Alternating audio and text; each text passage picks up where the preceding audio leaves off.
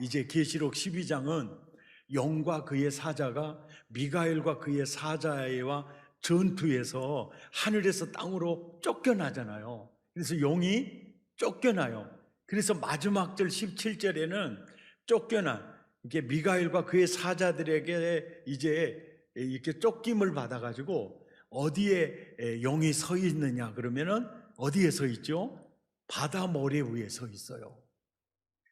바로 그 다음 절이 13장 1절인데 그 영이 서 있는 그 바다에서 한 짐승이 올라오는 거예요. 그 짐승이 7머리 10뿔 짐승이 이렇게 올라와요. 그러더니 나중에 11절에 보니까 이제는 뭐요? 땅에서 다른 짐승이 또 올라오는 거예요. 다른 짐승이. 그러니까 영, 바다에서 나온 짐승, 땅에서 나온 짐승, 이게 다 한 줄기에서 드러나고 있음을 볼 수 있습니다. 그래서 41강에 보면은 영은 바로 마귀예요. 그리고 바다에서 나온 짐승은 7머리 10뿔, 이는 적그리스도입니다. 그리고 땅에서 나온 짐승은 또 7머리 10뿔 짐승이에요. 항상 모습이 그래요. 그것은 바로 거짓 선지자예요. 그래서 마귀, 적그리스도, 거짓 선지자, 이들이 바로 666이에요. 이들이 666이에요. 그래 우리는 생각을 하면 유튜브라든지 많은 그렇게 강의하러 다니시는 분들이 666이 뭐냐? 베리칩이다, 바코드다. 지금은 바코드다 이런 얘기를 잘 안 해요. 지금은 주로 이제 그들이 베리칩이다, 666은 베리칩이고 전자신분증이다, 이걸 받으면은 짐승의 표를 받는 것이다, 이렇게 말하는데 이것은 성경이 말하는 것과 너무나 다른 얘기예요.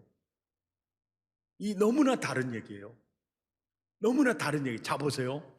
사도 요한이 이 계시를 받을 때 베리칩 하면 사도 요한이나 당시 초대 교인들이 알아먹겠어요? 못 알아먹겠어요? 못 알아먹어요. 뭐 전자신분증이다, 이거 어떻게 알아먹어요? 못 알아먹어요. 그런데 나중에 2000년이 지난 다음에 아마 알 거야. 그래서 주는 메시지라면 그들과는 이 메시지는 아무 상관이 없어요. 예. 자, 666을 우리가 바로 알아야 돼요. 666이 무엇이고 누구냐, 이거를 명쾌하게 알아야 돼요. 666은 계시록 13장 16절에서 17절에 보면은요, 666은 바로 짐승의 이름이에요. 여기서 말하는 이 짐승은 계시록 13장 16절이잖아요. 여기서 말하는 짐승은 계시록 12장의 영이에요. 그리고 영이 서 있는 바다에서 나오는 7머리 10뿔 짐승이 있었죠. 적그리스도예요. 그리고 땅에서 나온 짐승도 7머리 10뿔 짐승이거든요. 거짓 선지자입니다. 그러니까 666은 바로 그 짐승의 이름이에요. 베리칩이나 뭐 전자신문 이 정도가 아니라니까요. 수로 표현된 바로 짐승의 이름이라는 거예요. 666은 베리칩이나 전자신분증이나 이 정도를 말하는 게 아니라는 거예요. 바로 바다에서 나오는 10뿔 짐승, 땅에서 나오는 10뿔 짐승, 바로 사탄의 삼두체제, 그들의 이름은 666이라는 거예요. 이해가 되시면 아멘. 예. 자, 우리가 이제 생각을 할 때 666은 언제부터 활동을 시작했느냐? 기독교회사에 있어서 적그리스도는 언제나 하나 이상이었다. 이 학자들의 주로 얘기예요. 적그리스도는 기독교의 역사에 있어서 적그리스도는 언제나 하나 이상이었다. 그러니까 초대교회부터 시작해서 이 중세 교회 시대를 지나 지금까지 오고 또 앞으로 재림 직전에 나타날 무시무시한 적그리스도가 등장할 가능성이 굉장히 크거든요. 그것까지 해서 하나 이상이었어요. 그러니까 적그리스도의 모습으로 등장하는 인물들이 굉장히 많았어요. 그런데 이 적그리스도가 사역하는 것에 대해서는 과거주의자들은 적그리스도가 초대교회에 나타났다고 주장을 해요. 그리고 미래주의자들은 아직 나타나지 않았고 예수님 재림 직전에 나타난다고 주장해요. 그리고 또 한 학자들은 이렇게 해요. 역사주의적으로 믿는 사람들은 기독교회사의 전 시대에 걸쳐서 활동했다라고 주장을 해요. 그런데 과거주의자 말 들으면 그 말이 맞는 것 같고, 미래주의자 말 들으면 또 그 말이 맞는 것 같고, 또 역사주의자 말을 들으면 또 그 말이 맞는 것 같아요. 맞는 것 같은데 이 중에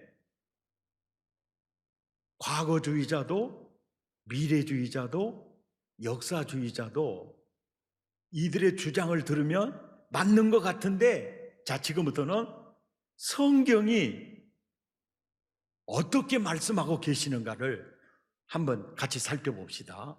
자, 계시록 12장 17절에 12장 마지막 절에 미가엘과 그의 사자에게 하늘에서 쫓겨난 용이 어디에 서 있었죠? 바다에 서 있었죠. 그리고 그 다음 절 13장 1절에 용이 서 있는 그 바다에서 일곱 머리 열불 짐승 적그리스도가 출현을 하죠. 그리고 그 다음 절 2절에 이 666이 구약 시대에서부터 활동했다라고 계시를 해줘요. 예, 계시를 해줘요. 그러면서 그 계시가 2절인데 이제 바다에서 나온 짐승 얘기를 하는 거거든요. 근데 바다에서 일곱 머리 열불 짐승이 나오는데 내가 본 짐승은 이런 거요. 표범과 비슷하고 고음에 밝았고 입은 사자의 입 같은데 용이 장의 능력과 보좌와 큰 권세를 그에게 주었더라. 이 구절을 해석하기 위해서 41강 설교에서 다니엘서 2장 금신상과 그 다음에 다니엘서 7장의 계시 그 내용을 가지고 와서 보니까 딱 맞았죠. 아하, 666은 구약 시대에서부터 활동을 했구나. 이것을 계시록 13장 2절에서 말씀해 주는 거예요. 자, 바다에서 나온 이 짐승은 바로 이렇게 표범과 비슷하고 고음에 밝았고 그 입은 사자의 입 같다. 이게 뭐냐면은 바벨론, 메데 페르시아, 그리고 헬라, 그리고 로마 그 얼굴로 666이 등장을 했던 겁니다. 그리고 이제 로마 시대 예수님이 뜨인 돌이 초림하기 전에 수리아의 황제 안티오코스 에피파네스가요, 이스라엘을 침공해서 이스라엘 성전에 돼지 피를 가지고 들어간 적이 있어요. 이게 뭐냐면은 바로 완전 666 적그리스도의 모습이에요. 그러다가 나중에 로마가 다스릴 때 완전히 적그리스도의 모습으로 등장하는 황제들이 10대 황제가 많지만 그 중에서 네로, 도미티안, 그리고 그 후로 역사상 이제 흘러내려오면서 이건 제가 하는 얘기가 아닙니다. 중세 종교개혁 시대에는 그 666 적그리스도를 교황으로 봤어요. 교황을 적그리스도로 봤습니다.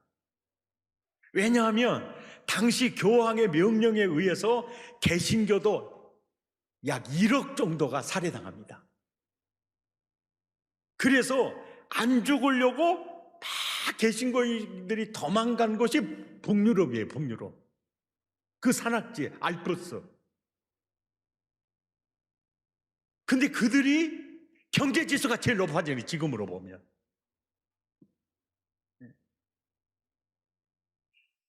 우리가 보면은 이제 그러는 그 모습들이 있어요. 666의 활동은 바로 구약시대부터 시작이 됐구나. 이걸 알 수가 있었고요. 그 다음에 이 666의 이렇게 적그리스도, 거짓 선지자, 사탄의 삼두체대 전체 종합된 이름이 짐승의 이름인데 그 이름이 666이에요. 그리고 그 666의 기본적 사상이 있어요. 사상. 그 666 적그리스도, 거짓 선지자, 그들의 기본적 사상이 이사야 14장 12절에 보면 너 아침의 아들 계명성이요. 그럴 때 많은 목사님들이 설교할 때 이건 루시퍼요 이렇게 얘기하잖아요.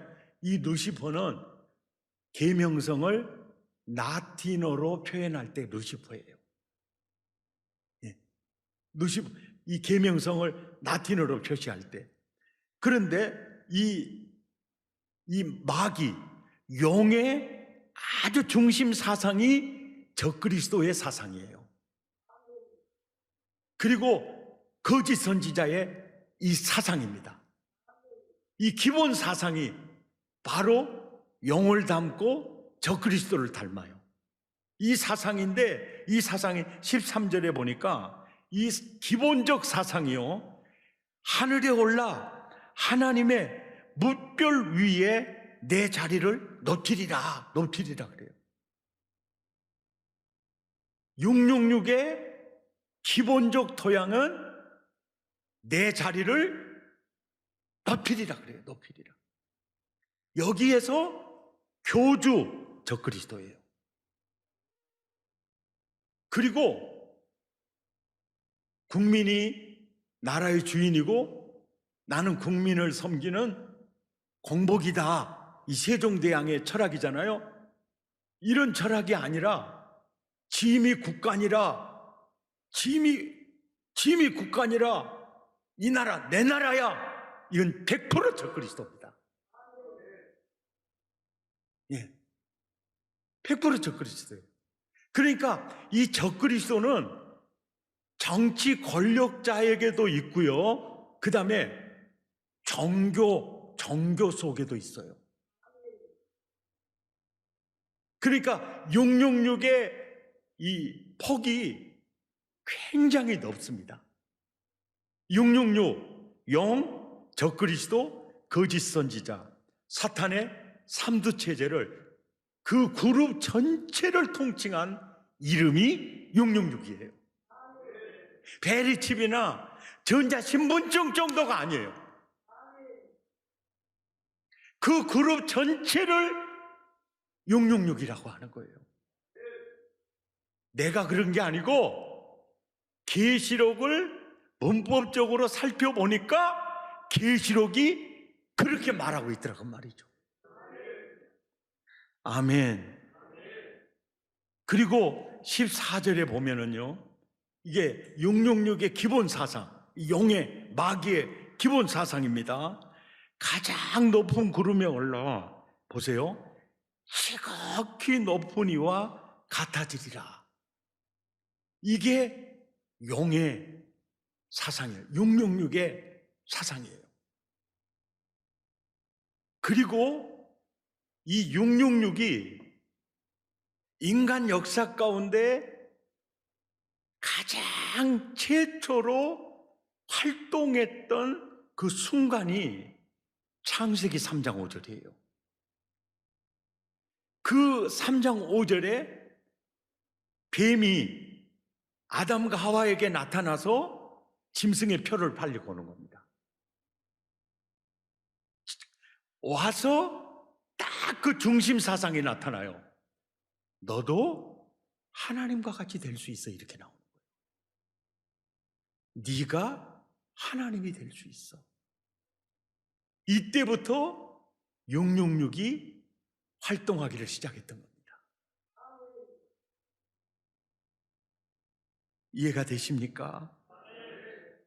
한 걸음 더 나아가 666 안에 있는 자들의 공통점이 있어요. 666 안에 있는 자, 666 짐승의 표를 받은 자, 666 짐승의 표 속에서 사는 자, 이 사는 자, 이들의 공통점이 있어요. 이들의 공통점은 로마서 1장 23절에 보면 하나님의 영광을 썩어질 사람과 새와 짐승의 모양으로, 우상으로 바꾸어요. 666 안에 있는 자들의 공통점은 정말 살아계신 하나님의 영광을 동물이나 새나 우상으로 바꿔요. 또 25절에 보니까 하나님의 진리를 거짓 것으로 바꾸어 피조물을 저물주보다 더 경배해요. 사람을 저물주보다 더 경배하고 피조물, 큰 나무를, 큰 산을 하나님보다 더 경배해요. 이게 666 안에 사는 자들의 공통점입니다. 그리고 로마서 1장 26절에서 27절에 보면 그들의 여자들도 순리대로 쓸 것을 바꾸어 영리로 쓰며 그와 같이 남자들도 순리대로 여자 쓰기를 버리고 서로 향하여 음욕이 불릴 듯하며 남자가 남자와 더불어 부끄러운 일을 행하더라. 순리가 뭐냐? 남자가 부모를 떠나 아내와 합하여 한 몸을 이룰지어다. 이게 순리예요. 절대로 남자는 부모를 떠나 아내, 여자와 아내가 되는 거예요. 이게 순리예요. 근데 아니야, 난 남자인데 남자가 너무 좋아. 난 저 남자와 결혼하고 싶어. 그래서 저 남자와 이게 이제 동성혼 아닙니까? 이것이 666이에요. 순리를 영리로 바꾸는 사상, 영광스러운 하나님의 영광을 우상으로 바꾸는 사상, 이 모든 총체적 공동체 그룹이 666이에요. 우리가 생각할 때 적그리스도 하면은 이단만 생각을 하죠. 이단 정도만이 아니에요. 이교, 다른 종교, 또 학자들의 그 학설, 그 모든 학설이 신본주의가 아니에요. 굉장히 인본주의예요. 성경의 순리와 다른 주장을 강력하게 하면서 활동하는 이들이 거짓 선지자예요. 그러니까 666이요 단순하지가 않아요. 666의 이 개념 자체가 굉장히 그 폭이 넓어요.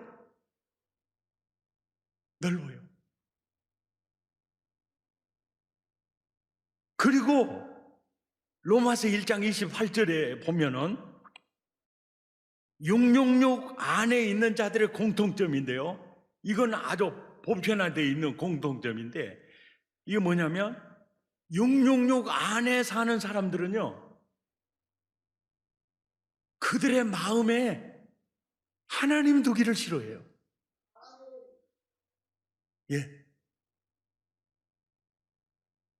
하나님 두기를 싫어합니다. 하나님 두기를 굉장히 싫어해요. 우리 동창을 만나서 야 어떻게 지내니? 굉장히 대화를 했어요.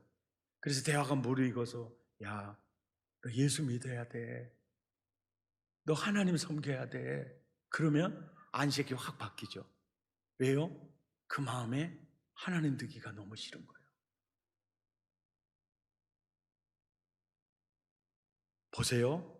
그 마음에 하나님 두기가 너무너무 싫어요. 바로 그 사람이 짐승에게 속한 자예요. 예, 바로 마귀에게 속한 자입니다. 용용육에게 속한 자예요. 그 실상이 짐승의 표를 받은 겁니다. 짐승의 표를 받은 거예요.